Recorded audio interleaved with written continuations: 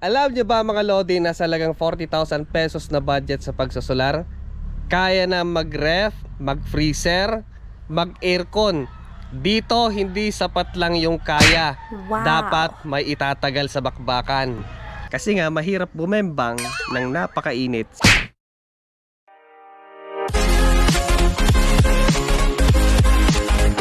Good morning mga adik, mga kasolar, magandang araw sa inyong lahat. At eto ang ganda ng araw natin kasi nga everyday ay libre yung kuryente natin gamit ang pagsasolar. So para sa mga interesado at gusto ring makalibre sa kuryente nang hindi na lang kayo nagbabayad monthly kay Meralco or anumang service provider na yan, mag-solar na kayo, mag-start na kayo. Ginagawa natin ito, Lodi, yung ganitong vlog para kahit paano yung mga gustong pumasok sa pagsusolar, gustong makilibre sa kuryente pang araw-araw nila gamit ang araw. So wala pong bayad yan. Okay? Sa mga nababagot na sa pagbabayad ng monthly kay Meralco or kahit anong klaseng service provider man yan ng kuryente, malibre man lang kayo. Diba? Magamit nyo pa sa iba yung pambayad na yan. So dito, sundin nyo man or hindi yung ating menu, okay lang naman. Kahit paano, at least may idea na kayo. And last time, ang naging bida natin sa topic ay si Zamdon 24 volts, 3 kilowatts. At maraming nagsasabi, medyo may kamahalan siya. Although, inaabot siya ng 54,000 pesos.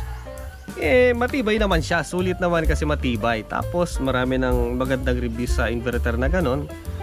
Okay naman, sulit naman siya. May nagsuggest sa akin na try mo naman kay si Flowwatt. So nung una nagduda ako kay Flowwatt kasi nga masyado siya mura.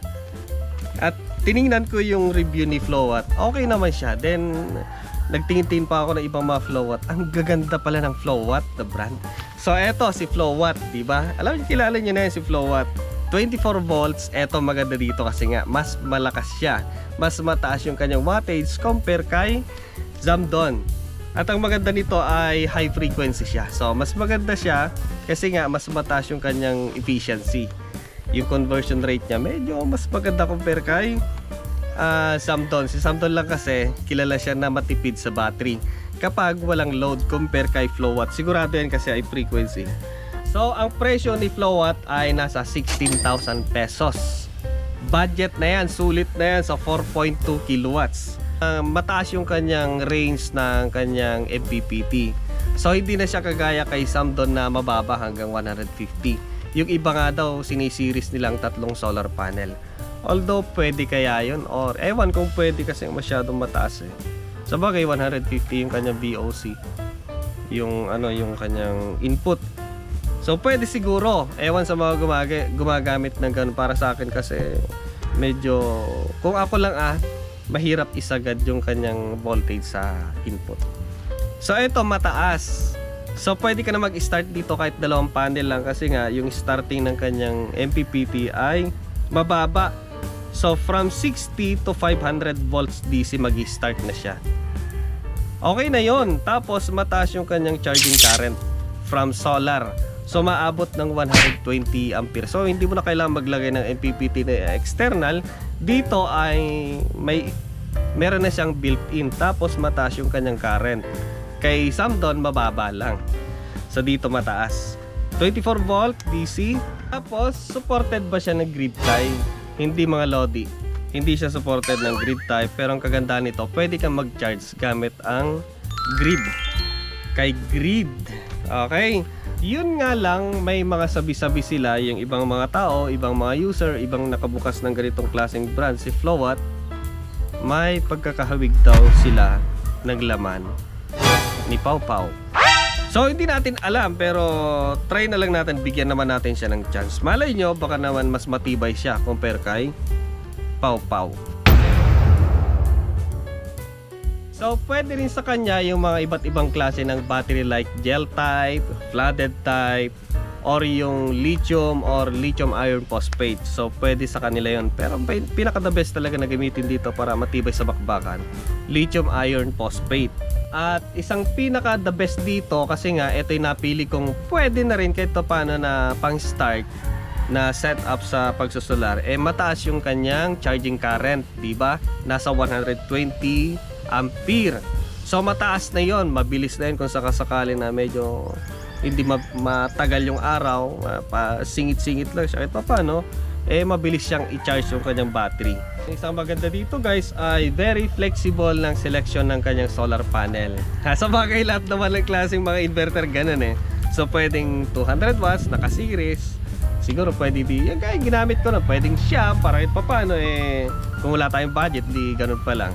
Pero kung sakaling nasa tabi kayo ng mga electronic shop, mga solar shop, pwede kayo bumili ng malalaki. So pwede sa kanya 200, 300, 400, 500, 600, 700. So mas maganda lang kasi yung malalaki kasi nga kahit 2 or 3 or 4 lang paldong-paldo ka na. Then pwede rin siyang i-charge ng generator. Sa bagay, pares din lang nasa grid yun. Pero at least kahit paano, pwedeng kumbaga hindi siya maselan. Ibang klaseng mga hybrid kasi medyo maselan sa klase ng generator.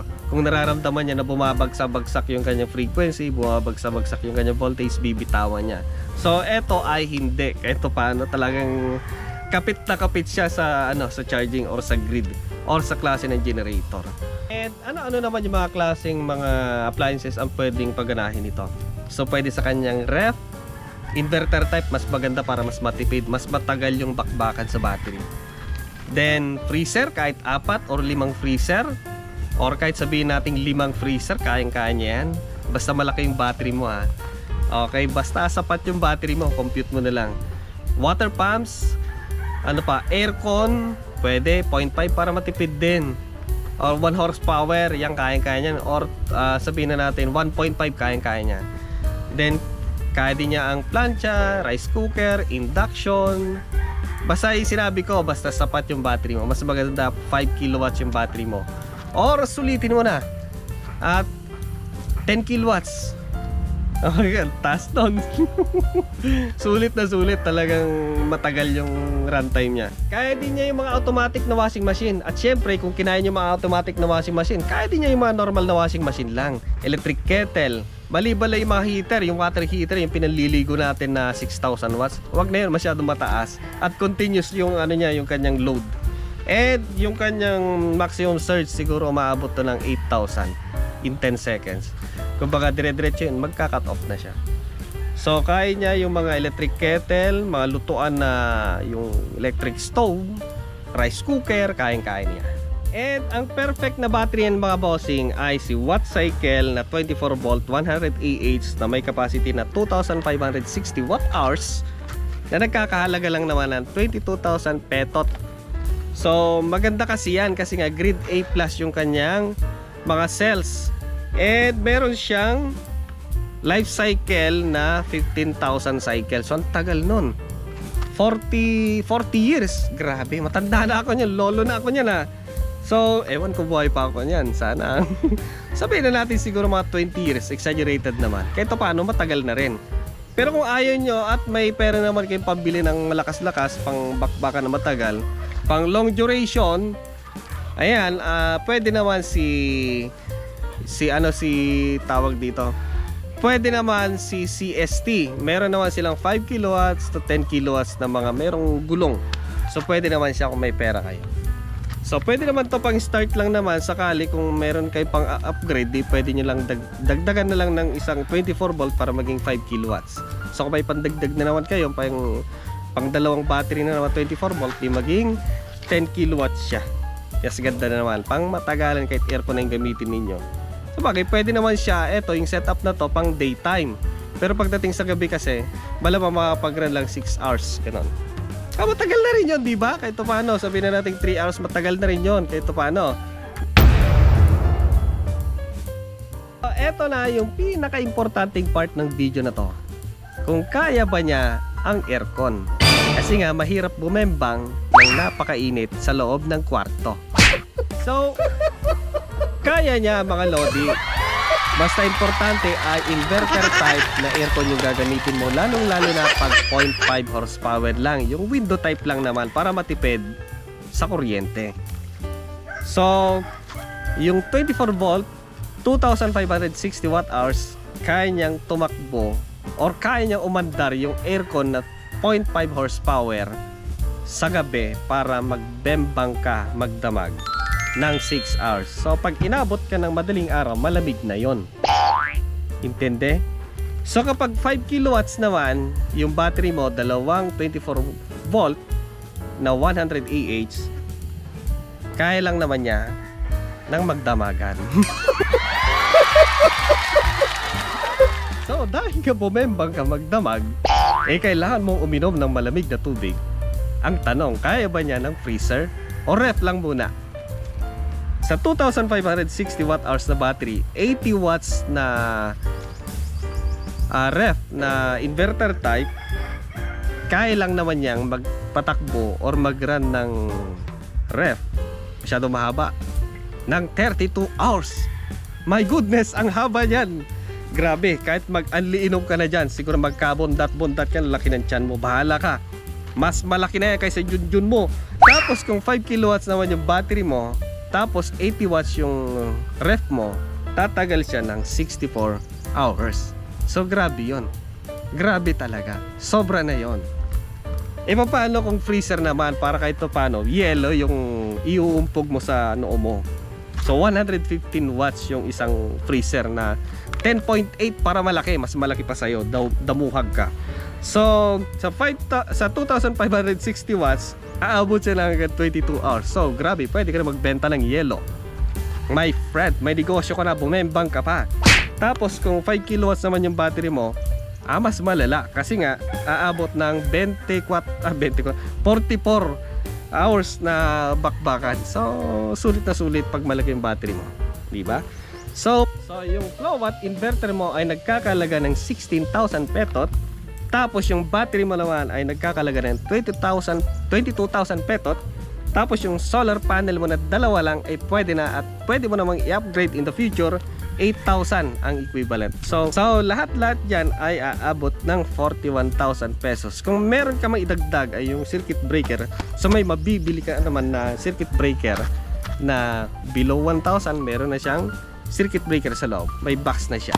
Tapos kung sakasakali, bibili ka na lang SPD, DC breaker, so hindi naman siya aabot ng 5,000 siguro yung budget na yan. So aabot lang naman siguro ng 45,000. Meron ka ng mas malakas kay Samdon na inverter. Ano pang hinihintay mo? Bili ka na ng solar setup para hindi ka na buwan-buwan nagrereklamo kay Meralco. Tulog ka na lang, wala ka nang tataguan. So yan, maraming salamat sa inyong panonood sa ating walang kwentang video at sa ating Project Zero Bill ni Juan Dilasag.